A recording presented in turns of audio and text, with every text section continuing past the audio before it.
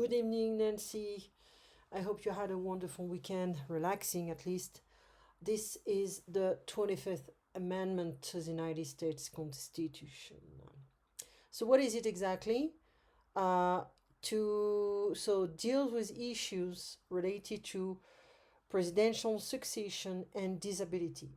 It clarifies that the vice president becomes president as opposed to acting president if the president dies, resigns, or is removed from office, and establishes procedures for filling a vacancy in the office of the vice president and for responding to presidential disabilities. So, the 25th Amendment was submitted to the United States in July 6, 1965, by the 89th Congress and was adopted on February 10th, 1967, during the 19th Congress, the day that the requisite number 38 of individual states had ratified the amendment. So it's just for presidential succession. I think the Democrats are just going crazy with this stuff.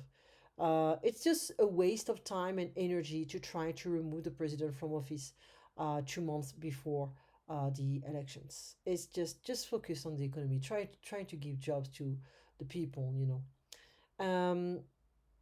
Okay, and there was also the Fifth Amendment. This one up.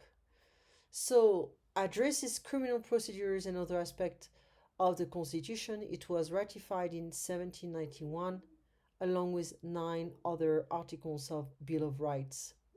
The Fifth Amendment applies to every level of the government, including the federal, state, and local levels, in regard to U.S. citizen or resident of the U.S. The Supreme Court furthered the protection of this amendment through the due process clause of the 14th Amendment. So it's a bit of a mess here. Okay, let me see if I can find. No, it's not gonna be easy. So the Fifth Amendment. Let's see if we can find something simple. So sometimes the people already had the questions. What does plead the fifth mean? How do you plead the Fifth Amendment? Okay. No picking and choosing. The key to protecting your rights against self incrimination is a plea to the Fifth Amendment throughout proceedings.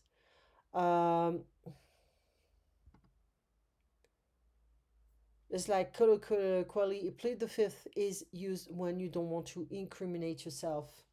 Legally, it can also protect you in court. In some cases, a court may force a person to testify in a case, sending them what's called a subpoena. Okay.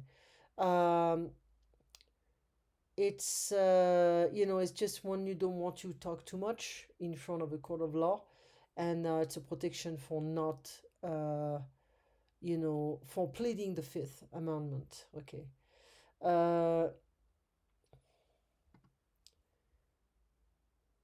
Yeah, it's just a protection. Okay.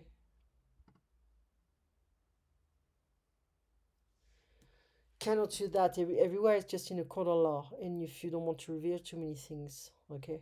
But anyway, Constitution has a lot of addendum, meaning like additional parts.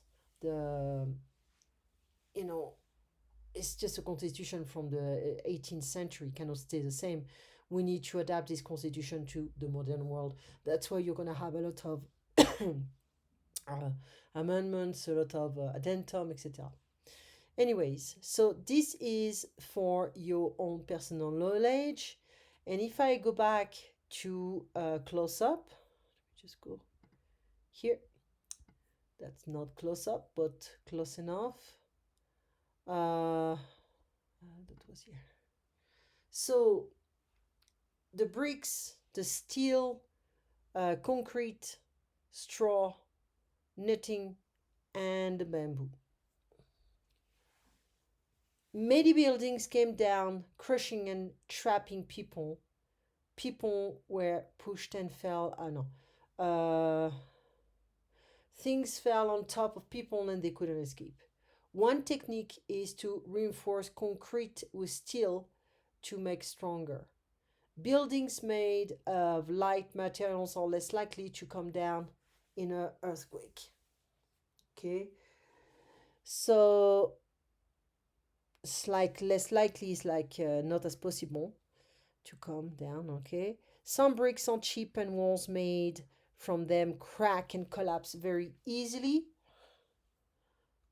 Cheap and crack, so break a bit and fall to pieces.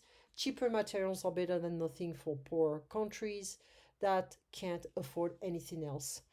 Uh, to not have enough money. Okay, and so that was it.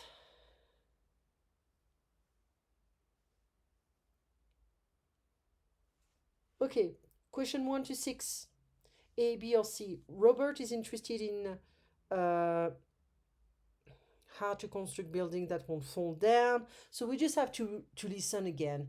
It's not just a matter of memorizing and giving the answers. It's just a matter of paying attention. Okay, so you write down different uh, answers. You make sure you understand everything. So, but anyway, that is not really important here. Not really, the most fascinating stuff. So, is your home big or small? I would say small, not big. What do you like the most about your home? Uh, what are the positive aspects of my home, which is not really my home? I don't really know. Maybe you have something positive to say about your home. Now, look at the list of features that a house or neighborhood might have. So decide if they are advantages or disadvantages. An attic, uh, yeah, well, yeah, maybe. Modern kitchen, yep. Large park, I don't really understand. Look at the list of feature. Yeah. So I would say, let's try to use the expressions here, the words, and let's match, the words with those guys. Okay. So an attic, I would say yes for this house, not for this building.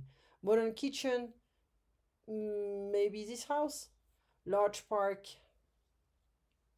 park or garden, a yard. Okay, maybe they have a park, but look, the car is broken, so it doesn't look like it's very well taken care of. Large park, okay, busy roads, maybe here. Garage, here. Garden, it's here. Good public transport, it's hard to tell, huh? Shop nearby, maybe those guys. Maybe they're on remote, so maybe not. Maybe those guys, but the shops are not the best. Pollution here, and central heating, this guy. Okay. So, talking about a topic, like for instance, my favorite room is because, and but if I could change something about my house, it would be because. Do you like the whatever in your house? How much time do you spend in gardening or cleaning, stuff like that? Would you change the same thing as me in? What about your house? Okay. Just a matter of comparing, describing. Okay. Would you ever design or build your own house? I am not for this kind of stuff. My grandfather used to, but not me. If you could live anywhere in the world, where would you live and why? In a place where I don't have to deal with pollution, too many people, uh, best stores around, clean food, and less pollution. Meaning less noise pollution, city pollution, etc., etc. A place to call home, and here we're gonna have to deal with some exercises. Okay, so collocation, expression. Well, it's good, but sometimes we have to also debate and talk about certain things, and that could be a topic of conversation. Nowadays, there are many more, way more pre-kit, pre-made houses, essentially made of wood, and they're just like put on the floor, linked to different pipes, and they're ready to go. So we can talk about that. Okay, it's fine if you make a mess at home, somebody else will tidy it up. Do you agree? Well, that's not really cool. Uh, would you like to live in a mobile home? Mobile home, no. No, it's too small and it would be in a bad neighborhood. Anyways, the future, the planification, that's all about this chapter. I would just be fine with a house like that, seriously. Okay. There are like different exercises about that, but what I'm interested in is to be able to debate, to talk about, and to express yourself verbally because you don't have the opportunity. So there is this as well, Venice in Italy, and we can talk about this kind of stuff. The water is not always clean, by the way. But anyway, let's see what we can do tomorrow morning. I wish you a good evening, and I'll talk to you tomorrow at 9. Bye bye. Goodbye, Nancy.